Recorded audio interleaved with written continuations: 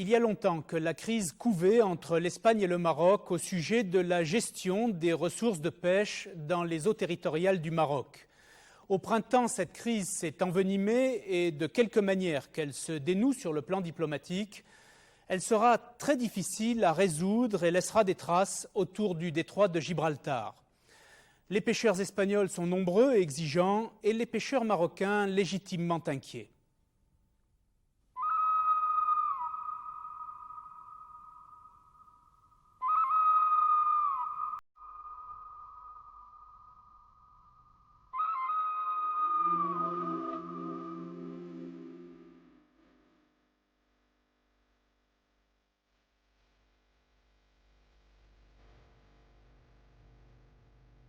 Nous sommes sur la côte septentrionale du Maroc, le long de la route qui va de Tanger à Ceuta. En face, le rocher de Gibraltar et la côte d'Andalousie semblent tout proches. La distance qui sépare l'Afrique de l'Europe à travers le détroit où se mêlent les eaux de l'Atlantique et de la Méditerranée est de 14 kilomètres.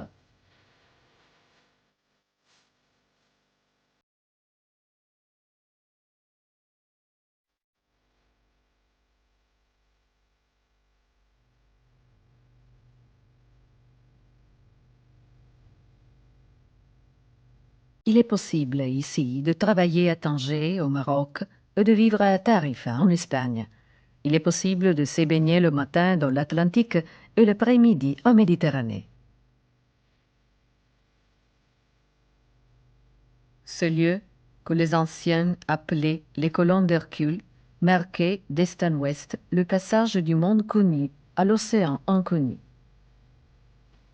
Et c'était sur un axe nord-sud le lieu de tous les échanges entre l'Europe et l'Afrique.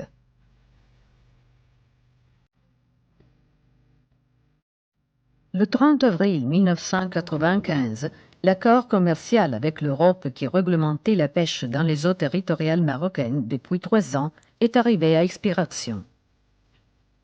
Les pêcheurs portugais et espagnols qui fréquentaient chaque jour les parages du Maroc se sont vus brutalement interdire l'accès aux eaux territoriales marocaines. Le Maroc est en effet inquiet des quantités beaucoup trop importantes de poissons pêchés chaque jour. Il préfère aujourd'hui prendre le risque d'une remise en cause des accords précédents. Or, le Maroc a posé un certain nombre de conditions. Si vous voulez que je vous les dise, je suis prêt à les dire. Notamment, il propose une réduction de la flotte européenne à hauteur de 50%.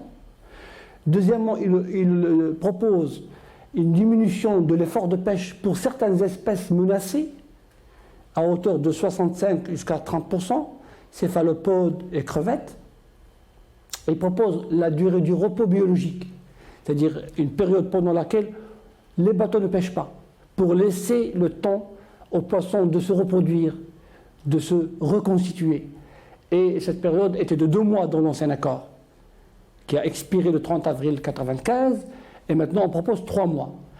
Quatrième condition, il propose à ce que le débarquement des captures, lorsqu'on pêche le poisson, les bateaux européens vont débarquer dans les ports d'attache. On leur dit, s'il y a une intégration des économies de pêche des deux pays, il ne faut pas qu'ils vous pêchiez et que vous allez quitter le Maroc. Ça, c'est un temps qui est complètement révolu, c'est-à-dire dépassé. On demande à ce qu'il y ait une coopération croisée, c'est-à-dire un partenariat de pêche, c'est-à-dire que les bateaux européens puissent débarquer leurs prises dans les ports marocains. Ceci créera une véritable interpénétration des économies de pêche, permettra de retombées économiques et sociales pour le Maroc, du point de vue de toutes les industries périphériques à la pêche. Los pescadores del sur de Europa. Les pêcheurs du sud de l'Europe ont toujours pêché au Maroc de façon illégale et sauvage. Comme vous le savez, les côtes marocaines font 3500 km et nous n'avons pas les moyens d'en assurer le contrôle. Ils ont toujours profité de cette circonstance, si bien qu'on est arrivé au point où la faune marocaine a grandement diminué. Las circunstancias actuales obligan a Marruecos de reducir esa flota. Ainsi, le Maroc aujourd'hui est obligé de demander la réduction de 65% de la présence de navires européens pour les 3 ans à venir, pour permettre à la faune de se renouveler et pour à nouveau pêcher tous ensemble, pour le bien de l'humanité et non seulement pour ses propres intérêts. Para el bien de la humanidad, no solamente para el bien propio. Y eso es lo que intenta hacer C'est ce qu'essaye de faire le Maroc, à savoir trouver un équilibre entre la pêche, la consommation, l'industrie, etc. Ainsi, le détroit de Gibraltar, qui était fréquenté par des navires de tout tonnage, est devenu au printemps le lieu de passage exclusif des paquebots et des pétroliers.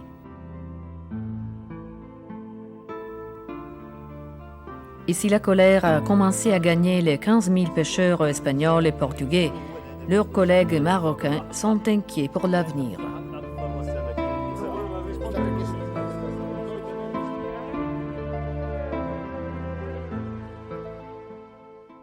Hombre, nosotros también somos pescadores. Nous sommes pêcheurs, nous aussi, et nous savons ce qui se passe en ce moment. Ce qui se passe actuellement est illégal. On négocie sur la question, mais ce que font les pêcheurs espagnols va contre la loi. Cela nous convient puisqu'ils sont proches de nous et nous avons le droit de vivre en accord avec eux et vice-versa. Mais cela n'empêche pas qu'ils font ce qu'ils ne devraient pas faire.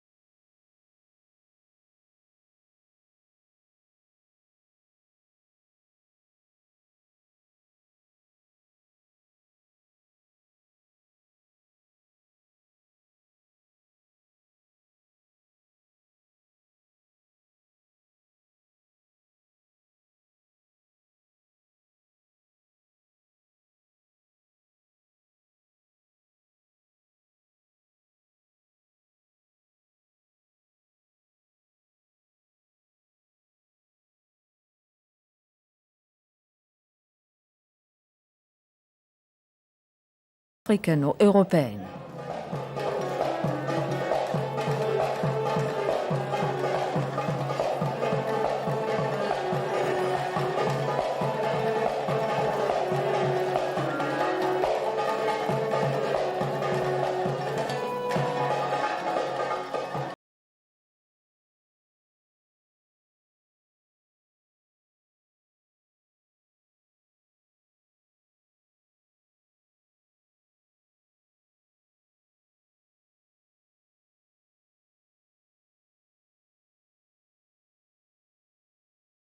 La médiation